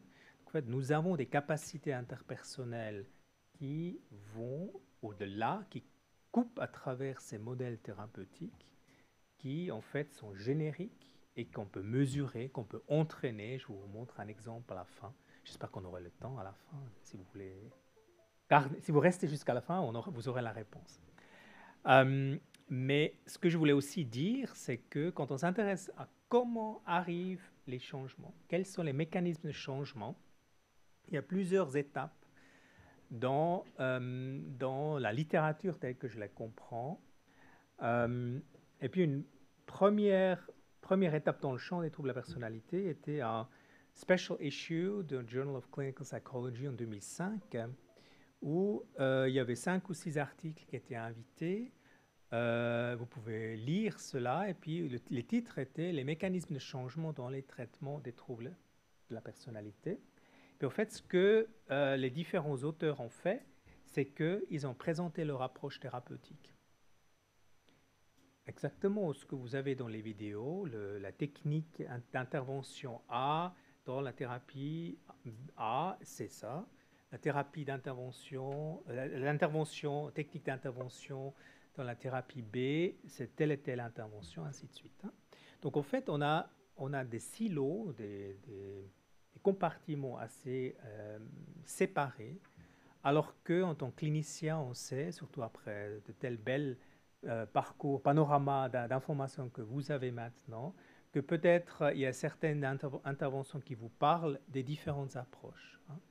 Et puis, en tout cas, je suis là pour vous dire, n'hésitez pas d'utiliser tout ce que vous avez appris, parce que c'est dans un certain contexte, je pense, parce qu'il faut bien penser les choses, parce que ces patients ont besoin, hein. Ils ont besoin de votre compétence, de vos interventions, et aussi votre capacité à regarder au-delà d'un modèle thérapeutique un peu restreint. Donc, en fait, pourquoi j'ai utilisé cette image-là, de façon un peu provocante aussi, mais aussi ludique, hein, c'est que vous connaissez la fable des 7 hommes sages, mais aveugles, qui, en fait, se rencontrent autour d'un objet, et chacun avait accès à une partie de la réalité. Nous, bien sûr, parce qu'on voit l'image totale, on sait que c'est un éléphant, mais en fait, celui qui regarde à travers le prisme de la thérapie comportementale dialectique dirait « Ah, mais c'est, je ne sais pas, une pierre », parce qu'il sent quelque chose de dur. Celui qui regarde à travers la psychothérapie focalisée sur le transfert va peut-être dire « Ah, c'est quelque chose de mou, je ne sais pas trop ce que c'est, peut-être du sable mouvant. » Celui qui regarde à travers la thérapie des schémas va dire « C'est peut-être balai, parce que c'est la queue qu'il est en train de tenir. » Celui qui regarde à travers le Good Psychiatric Management va dire « Mais moi j'ai un tronc, d'arbre alors qu'il est en train de tenir une jambe de l'éléphant. Et celui basé sur la mentalisation, il entend peut-être un cœur bouger, donc c'est lui qui va peut-être dire ah mais c'est un animal, mais c'est pas lequel. Et puis il y a encore la psychothérapie centrée sur la clarification qui va encore dire autre chose autour de peut-être un serpent. Ok? Mais personne n'a vu l'ensemble, personne n'a pu dire c'est un éléphant. Hein. Mais en fait, si ces personnes, ces sages, pourraient se poser ensemble dans une pièce et puis se parler et étaient aussi conscients qu'ils voyaient qu'une partie de la réalité et disent que peut-être la réalité, elle est dans l'interface de toutes nos perceptions. Je pense qu'on pourrait avancer à comprendre comment la psychothérapie marche. Bon, ça, c'est mon plaidoyer pour rester un peu humble dans ce qu'on fait. Une manière d'avancer, mais c'est une manière que Sabine Herpetz a trouvé que j'ai repris dans nos travaux, plutôt dans la théorisation, hein, c'est la notion de domaine fonctionnel. Ça complète la notion de structure, de personnalité hein, qui a été présentée, mais aussi tout ce qui est diagnostic. Hein. La fonction, c'est quelque chose qui fluctue, par définition, change en fonction des situations. Hein. Pensez à vous, par exemple, les émotions, c'est pour ça que je m'intéresse beaucoup aux émotions. Les émotions peuvent changer en fonction de la situation dans laquelle vous êtes. J'ai parlé de 2 types de colère. Vous avez sans doute des situations dans votre vie quotidienne où vous avez éprouvé les 2 types de colère.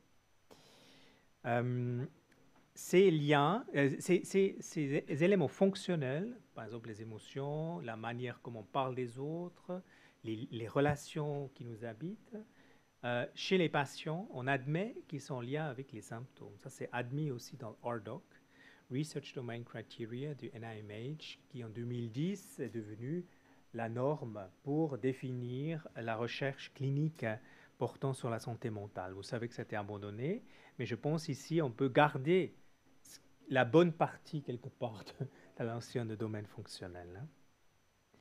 Au lieu d'implémenter tout un programme sur une année, aujourd'hui, en 2025, je suis en train de dire que face à ces patients, notamment ceux avec beaucoup de comorbidités, réfléchir en termes de domaine fonctionnel va nous aider qui est prioritaire, à prioriser nos traitements, individualiser ce qu'on offre et proposer ce dont le patient a vraiment besoin, au lieu de proposer tout un programme complexe.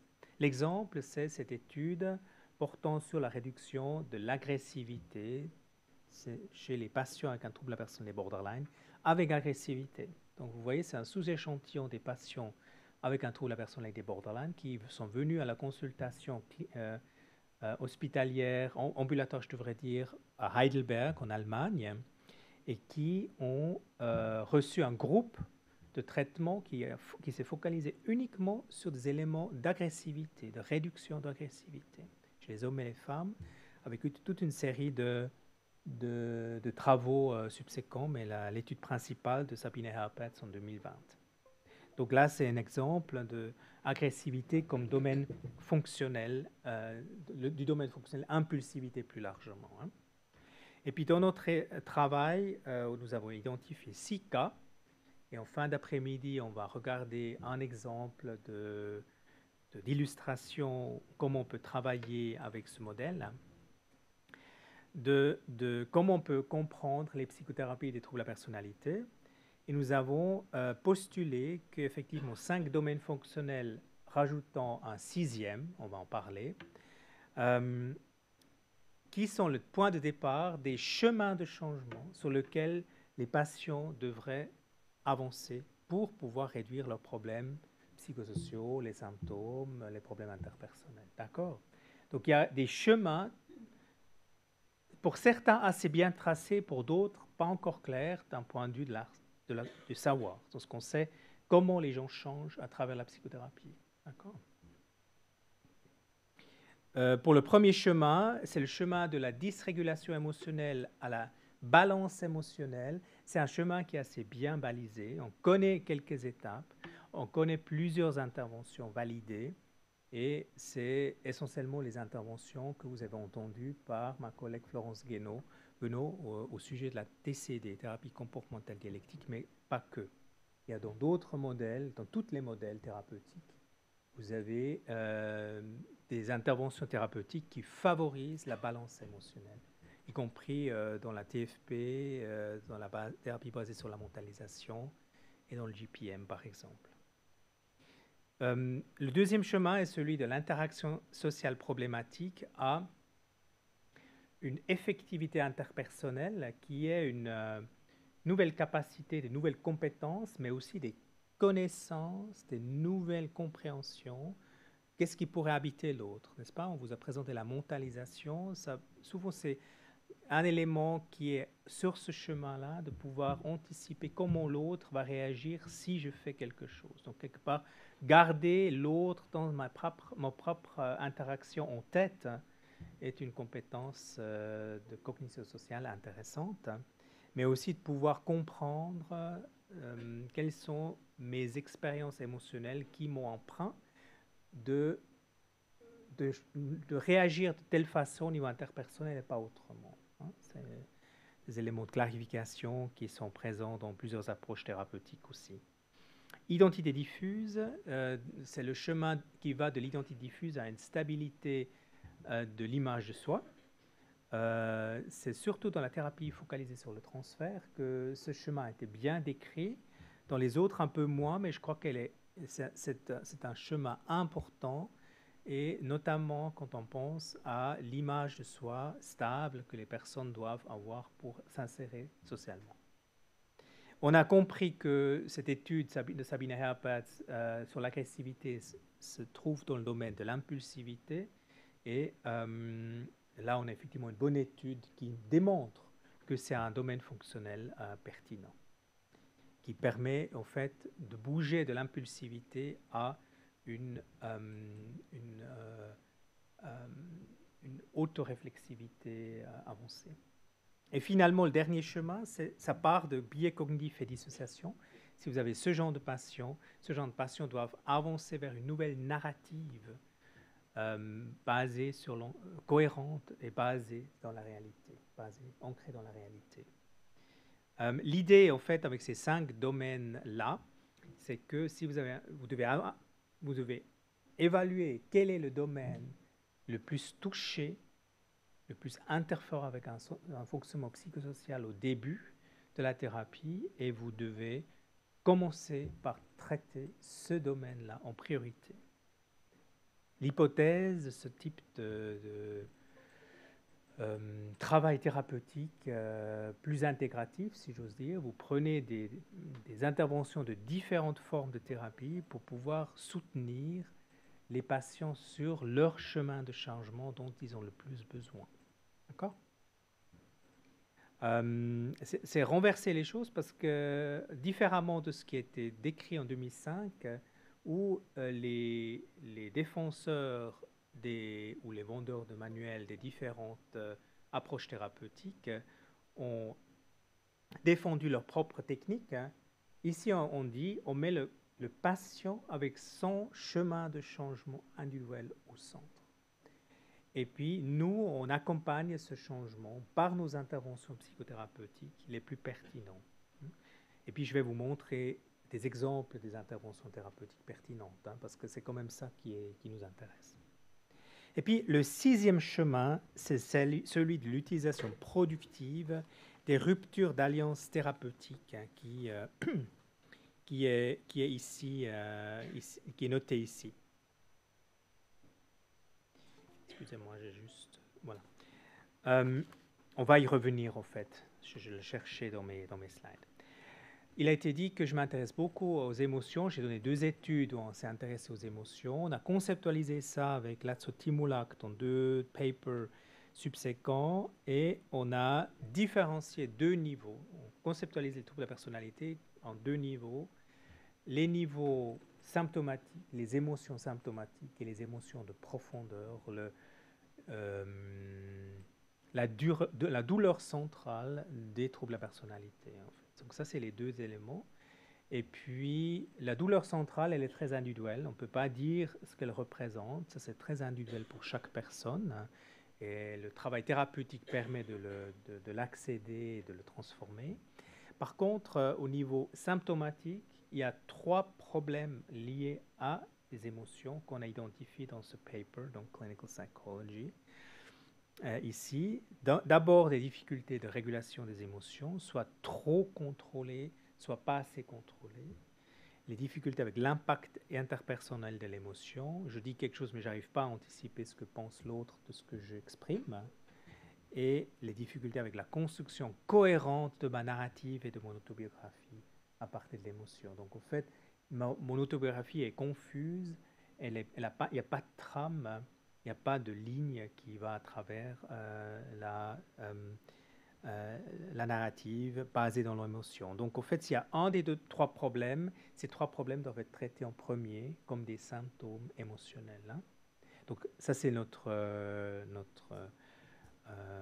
élément. Et en fait, j'ajouterai quand même, sur la base des travaux récents, que l'auto-mépris est un élément très important. S'il est présent, il doit être traité également. Et puis, il y a aussi des livres à ce sujet.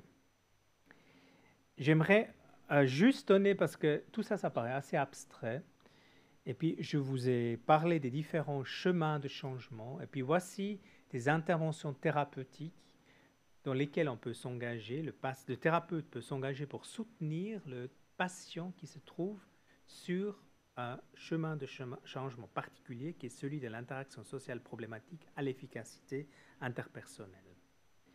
En fait, encore une fois, ce chemin-là, les patients s'engagent seulement s'ils ont des problèmes au niveau de l'interaction sociale. D'accord ? C'est peut-être pour certains de vos patients, c'est un sujet qui n'est pas important et vous allez vous focaliser sur autre chose. Mais si ce domaine-là est problématique, et on a aussi des questionnaires ou des schémas d'observation à proposer, hein, si ce domaine fonctionnel est problématique, il faut le mettre en priorité. Et qu'est-ce qu'on peut faire ? On peut contribuer à augmenter la conscience émotionnelle et interpersonnelle. Donc, il y a différentes techniques de augmenter la conscience émotionnelle. Je pense que c'est encore assez peu exploré, la notion de conscience émotionnelle dans les troubles de la personnalité, mais ça comprend vraiment cette capacité à utiliser les éléments du corps. Hein, comment je réagis, moi, à ce qui se passe dans le monde social, vraiment seconde par seconde, d'être conscient de ces éléments-là et de pouvoir l'utiliser de façon proactive dans mes interactions en respectant les limites d'autrui. Hein. Donc, ça, c'est un premier domaine d'intervention. On peut aller plus dans les contenus. Ça, c'est plutôt augmentation générale. Par exemple, la mindfulness peut aider hein, en capacité générique d'augmenter la conscience de corps. Pour la clarification motif sous-jacent, c'est plutôt entrer dans les contenus. Hein, donc, c'est comprendre que peut-être ce qui m'a manqué à travers ma vie, c'est que quelqu'un me voit comme je suis vraiment, hein, que me reconnaisse en tant que personne. Et si j'avais eu ça, je ne devrais pas m'engager dans tout un tas de comportements compensatoires, comme par exemple chez certains troubles de la personnalité narcissique. Hein. Je ne vais pas mettre en avant un certain nombre d'aspects de mon image qui me montrent comme fort, etc. Donc ça c'est l'exemple d'un trouble de personnalité narcissique. Et bien sûr, si cette personne a conscience qu'en fait, il n'est pas en train de recevoir peut-être un statut ou une Porsche ou une belle femme, mais plutôt une reconnaissance de qui il ou elle est, d'accord, beaucoup plus profond. On peut penser que cette conscience du motif sous-jacent va pouvoir permettre à guérir en fait des blessures. D'accord ? Donc ça, c'est des interventions de clarification. Soutenir la mentalisation, donc en fait, c'est plutôt, je pense, en début de thérapie, clarifier, est-ce qu'on peut imaginer ce que l'autre fait, en fait, en réponse à ce que je fais, ou même en amont, est-ce qu'on peut imaginer que l'autre a un monde interne ? Est-ce qu'on peut imaginer que l'autre a d'autres opinions, d'autres émotions que moi, pendant que je suis tellement en train de bouillonner. Il y a peut-être l'autre qui bouillonne aussi, mais tout à fait différemment. Donc, en fait, cette capacité à se mettre à la place de l'autre, mais aussi imaginer que l'autre me voit dans mon expression de mes émotions, par exemple, ça, c'est des compétences importantes qu'on peut spécifiquement soutenir, notamment dans des groupes de mentalisation. Au besoin, bon, je dis au besoin, mais c'est vrai que ça dépend peut-être aussi de votre contexte théorique et comment vous travaillez, mais utiliser l'interprétation de transfert peut être hyper importante si, dans la relation avec le thérapeute, il y a besoin d'activer un contenu qui vient clairement, qui est présent mais pas clairement représenté, mais qui vient clairement des parents, des représentations des parents, des patients. Mais qui est transféré sur le thérapeute, et ça, il s'agit de le nommer, parce que autrement, il y a des malentendus et des difficultés non nommées qui sont à l'intérieur de la relation thérapeutique. Donc, l'interprétation de transfert peut également aider à accéder à une efficacité interpersonnelle chez les patients.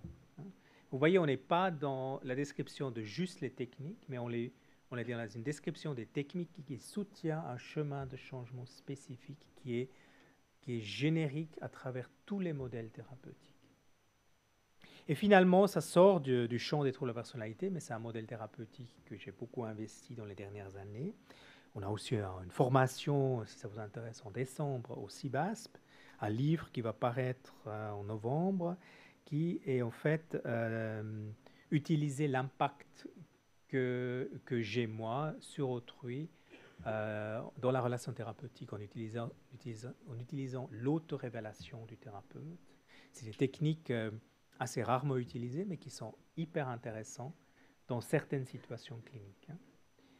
Donc l'autorévélation contrôlée, je préfère dire. Donc Jim McCullough a développé le CBAS, Cognitive Behavior Analysis of Psychotherapy, pour la dépression chronique. Et je pense, dans certaines situations, avec trouble de la personnalité, il est utile d'utiliser également l'autorévélation du thérapeute. Je fais juste un crochet parce qu'on va regarder une vidéo sur cette 6e chemin qui est en fait l'interrogation de ce 6e chemin d'utiliser productivement les ruptures d'alliance thérapeutique. Et je ne suis pas sûr que vous ayez eu un cours dans ce cycle à ce sujet.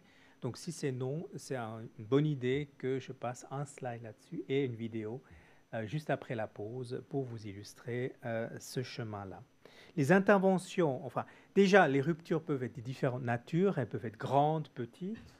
Une rupture peut être visible à des kilomètres ou peut être tout à fait micro. Elle peut prendre deux formes fondamentales, qui est premièrement une forme de rupture d'aller vers, le patient va vers le thérapeute, donc il est agressif d'une certaine façon, il remet en question, il n'est pas d'accord, il critique le thérapeute, il est ouvertement négatif, il dit des choses méchantes sur le thérapeute. Est-ce que ça vous connaissez ? Je ne suis pas d'accord de collaborer avec vous. Vous, est-ce que vous êtes vraiment compétent ? Voilà. Vous avez déjà dans la voix des patients souvent des accusations, des sous-entendus négatifs, mais c'est plutôt le patient bouge vers vous. Il va vers vous. Il interrompt la collaboration constructive en étant plus agressif et vous attaque entre guillemets. D'accord ? Et la deuxième forme, c'est le retrait, bien sûr. Il y a aussi une rupture qui est plus difficile à percevoir, qui sont les situations de retrait, où vous posez une question, il y a le silence, et vous ne savez pas, est-ce que le patient est encore avec vous, ou est-ce qu'il est ailleurs, ou est-ce qu'il est en train de dissocier, ou est-ce qu'il est en train de réfléchir peut-être, ou pas. Et ça, c'est plus difficile à détecter, et par contre, très important également à travailler. Les interventions, c'est l'authenticité du thérapeute maintenant. Donc, si vous décelez une rupture, on va voir des exemples comment la thérapeute dans la vidéo va se débrouiller. C'est dire, écoutez, moi je crois que j'ai fait une erreur ou c'était un peu inconfortable pour moi également. Donc, habiter ma contribution à la rupture validation de l'expérience du patient. Le patient a une expérience négative de thérapie peut-être, ou de ma personne. Écoutez, je comprends bien que je vous ai marché sur les pieds, je crois que c'était difficile pour vous ce que je vous ai dit, ça doit être dur pour vous, etc. Métacommunication, je ne sais pas si vous et moi, vous voyez la même chose, mais pour moi, c'est comme si on était en train de faire du wrestling, je ne sais pas comment on dit en français, de se battre, alors qu'on est plutôt ici pour résoudre vos problèmes de vie. Hein. Donc, de lutte de pouvoir nommée dans une métacommunication. On peut aller plus loin, parce que tout ça, ça révèle bien sûr une structure de motifs, de schémas, de patterns interpersonnels chroniques des patients qui sont en fait les raisons qui les ont amenés de venir en thérapie, hein, sur la base de leur traumatisation précoce. Ils arrivent, ils viennent activer avec ces patterns interpersonnels qu'ils projettent sur vous, si vous voulez, et on peut les clarifier, on peut les nommer, on peut les travailler explicitement. Hein, ça, c'est plutôt dans un deuxième temps. Et puis, comme j'ai dit, habiter, reconnaître la rupture, sa part active à la rupture. La rupture, elle peut vraiment... Enfin, elle a toujours deux personnes qui contribuent. La rupture, ce n'est pas juste le patient. Le patient, souvent, c'est un peu le symptôme de la rupture, si j'ose dire. Mais la contribution, l'origine de la rupture, c'est à la fois les patterns interpersonnels du patient et mon comportement un peu maladroit par moment de thérapeute. D'accord. On va voir un exemple. Et je vais sauter ça parce que j'ai un peu peur de vous surmener avec toutes ces informations. Avant la pause, j'ai encore une dernière question. C'est comment on peut individualiser le traitement pour les troubles de la personnalité. Est-ce qu'on poursuit tout de suite ou il y a encore des questions avant? C'est une très brève séquence. Je continue? Oui, il y a une question. Peut-être une question alors? Oui?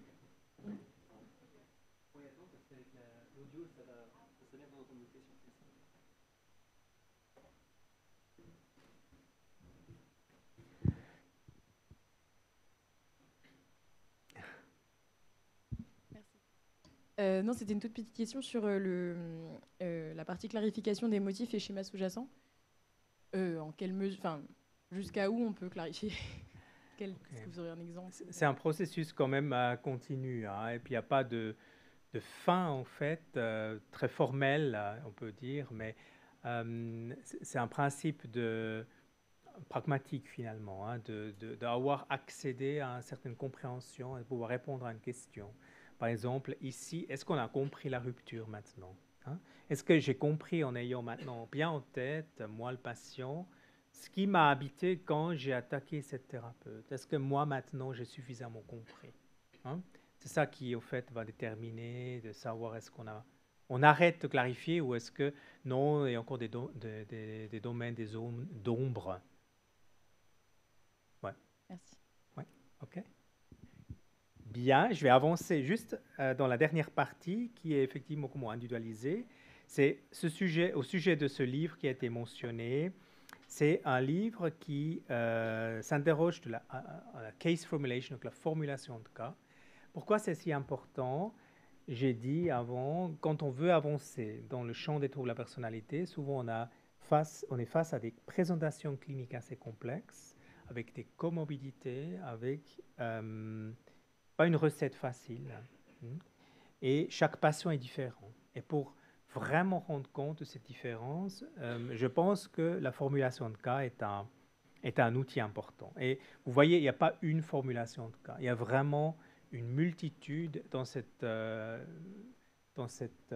livre. Nous avons 15 ou 17 formes retenues, 15 ou 17 méthodes de formulation de cas. Donc, en fait, c'est un livre qui est fait pour réfléchir à cela. Il est aussi fait pour intégrer la notion de peut-être multiples perspectives, où vous avez la possibilité d'utiliser plus qu'une méthode, ou d'utiliser une méthode plutôt qu'une autre, selon le profil du patient. Et si vous avez fait un diagnostic selon la CIM-11, ou si DSM-5 modèle alternatif, les dimensions, vous pouvez réidentifier ici les dimensions que j'ai présentées cet après-midi en premier. Et puis, selon les éléments que vous identifiez comme étant problématiques chez votre patient, quand il y a 3 étoiles dans la case, là, vous avez une méthode en ligne de formulation de cas qui peut être particulièrement utile. Par exemple, si vous avez la première ligne Shelley McMahon a écrit le chapitre sur la thérapie comportementale dialectique qui était présenté ici. Si vous avez un patient avec une affectivité négative, negative affect, ceci va vous aider à utiliser la TCD, la formulation de cas TCD, parce qu'elle va vraiment très loin à comprendre cet aspect-là des troubles de la personnalité. En revanche, par exemple, pour Lévy, qui est un représentant de la formulation de cas de type TFP, de la psychothérapie focalisée sur le transfert, si vous avez une patiente avec des difficultés d'identité, il y a des questionnaires qui permettent assez rapidement de le déterminer, ou bien d'antagonisme, vous êtes au bon endroit ici. D'accord ? Et puis, mes travaux ont porté beaucoup sur la formulation de cas développée par Caspar et Grave en Suisse, qui est l'analyse de plan que je vais rapidement juste vous présenter, qui est en fait une manière assez simple, finalement, instrumentale, de poser la question à quoi sert un comportement. Et ici, on peut se poser la question, observer qu'une personne non clinique met tout en œuvre pour obtenir un contrat. À quoi ça lui sert de faire cela? Celui peut lui servir d'avoir du succès dans sa profession. Si on continue à poser la question de manière hiérarchique, à quoi cet élément-là, ce plan, lui servira, c'est d'avoir du succès dans ta profession, c'est obtenir la reconnaissance. Et encore une fois, obtient la proximité. De manière plus importante, on peut classer ainsi l'ensemble des comportements et expériences observables. Et puis, on peut inférer des plans et des motifs qui sont derrière ces comportements-là. Je vais aller un peu plus vite et juste vous illustrer la relation thérapeutique centrée sur les motifs parce que c'est quelque chose que, si vous êtes clinicien avéré, je pense que vous faites avec une certaine intuition. Et aussi, mon expérience de formateur et de thérapeute montre que savoir exactement comment ce principe marche est en fait une aide assez importante pour pouvoir se sentir plus à l'aise dans des relations difficiles avec les patients et de prévenir les ruptures. Il faut tout de suite dire qu'on ne pourra pas prévenir toutes les ruptures. On ne peut pas contrôler toute la thérapie. Mais imaginons que vous avez un patient qui vient et qui se plaint tout le temps. C'est un exemple pour illustrer la relation thérapeutique centrée sur les motifs ou complémentaires. Donc, qu'est-ce que le thérapeute doit faire face à ces plaintes? Est-ce qu'il doit montrer de la pitié? S'il le fait, selon les règles de renforcement, on peut penser que les plaintes vont augmenter.